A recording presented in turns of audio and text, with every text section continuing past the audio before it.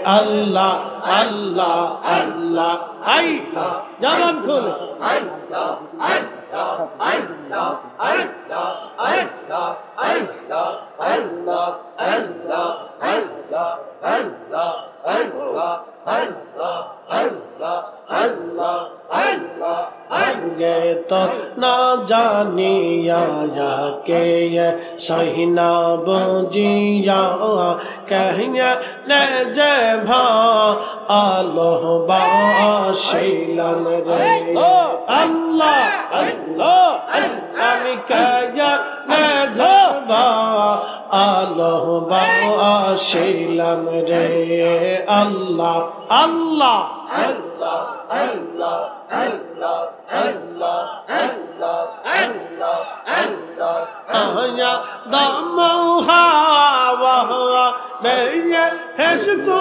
সারিয়া আয়া দম হাওয়া মেয়ে হেস তো সারিয়া 340 বছর কায়াম দিল রে হাই হাই 340 বছর কায়াম দিল রে আমি কেয়া যাব আলো আসিলাম রে আমি কেয়া যাব আলো আসিলাম রে দয়াল কেয়া যাব আলো আসিলাম রে মুর্শিদ কেয়া যাব আলো আসিলাম রে আল্লাহ আল্লাহ আল্লাহ আল্লাহ আল্লাহ আল্লাহ আই মুহাম্মদ কামলে ওয়ালা আই রে আমার বুকে আওয়াই আই মুহাম্মদ কামলে ওয়ালা আই রে আমার বুকে আওয়াই মাশাআল্লাহ আল্লাহ আল্লাহ আল্লাহ আল্লাহ আল্লাহ তাকে তোর কৃত দাসে তাকে আপনার কৃত দাসে শান্তি দাও মোর কমলে যাও ওই আই মুহাম্মদ কমলে ওয়ালা আই রে আমার বুকে আওয়াই মাশাআল্লাহ আল্লাহ আল্লাহ আল্লাহ আল্লাহ আল্লাহ আল্লাহ আল্লাহ আল্লাহ মুহাম্মদ মদিনা ওয়ালা আই রে আমার বুকে আওয়াই তাকে তোর কৃত দাসে তাকে আপনার কৃত দাসে শান্তি দাও মোর কমলে যাও ওই আই মুহাম্মদ মদিনা ওয়ালা আই রে আমার বুকে আওয়াই মাশাআল্লাহ আল্লাহ আল্লাহ আল্লাহ আল্লাহ আল্লাহ ফকির দরবেশ বাদশাহ তুলিতে সেই ফুলের কলি ফকির দরবেশ বাদশাহ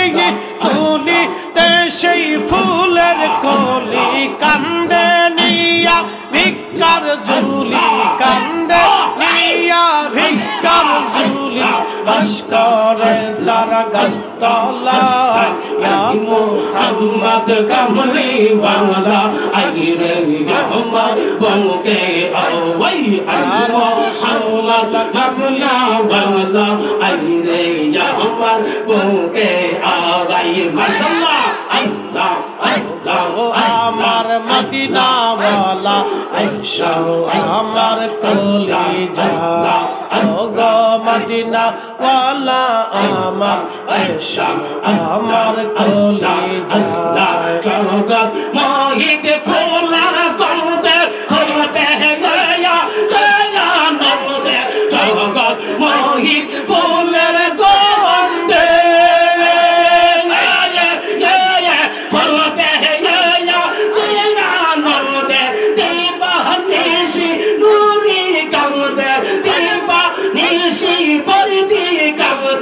ফুলের মল মিল গে কোথায় আই মোহাম্মদ মদিনা ওয়ালা আইলে আমার বুকে আওয়াই ইয়া রাসূলুল্লাহ কামলি ওয়ালা এসো আমার কলিজায় আল্লাহ আল্লাহ আল্লাহ মোহাম্মদ কামলি ওয়ালা আইলে আমার বুকে আওয়াই আল্লাহ আল্লাহ আল্লাহ ইয়া হাবিবাল্লাহ কামলি ওয়ালা এসো আমার কলিজায় ডাকে আপনার কৃত দাসে ডাকে আপনার কৃত দাসে শান্তি দাও মোর কলিজায় ইয়া রাসূলুল্লাহ কামলি ওয়ালা আমার বুকে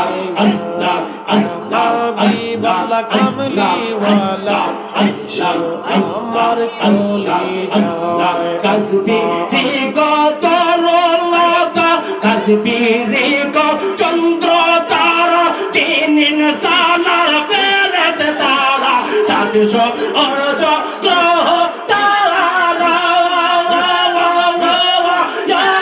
চিনিন সালার ফেরেস তারা তিন রজনী গাহে তারা তিন রজনী গাহে তারা ফুল তোলে তিন বেন কোমলাওয়াই আই মোহাম্মদ কামলি ওয়ালা আইলে আমার বুকে আওয়াই ইয়া রাসূলুল্লাহ কামলি ওয়ালা এসো আমার কলিজায় ডাকে আপনার কৃত দাসে ডাকে আপনার কৃত দাসে শান্তি দাও মোর কলিজায় ইয়া মুহাম্মদ কামলি ওয়ালা ইয়া রাসূলুল্লাহ কামলি ওয়ালা এসো আমার কলিজায় আল্লাহ আল্লাহ ডাকে আপনার কৃত দাসে ডাকে আপনার কৃত দাসে শান্তি দাও মোর কলিজায় ডাকে আপনার কৃত দাসে ডাকে আপনার কৃত দাসে শান্তি দাও মোর কলিজায় ইয়া নূরুল্লাহ কামলি ওয়ালা এসো আমার কলিজায় ইয়া নূরুল্লাহ কামলি ওয়ালা এসো আমার কলিজায় আল্লাহ আল্লাহ আল্লাহ পাগতার পাগরে খেলাও খেলাও মাই নুরি পাগল পাগতার পাগরে খেলাও খেলাও মাই নুরের কালা নুর তাহতাল্লা নুর মুহাম্মদ হাবিবুল্লাহ নুরের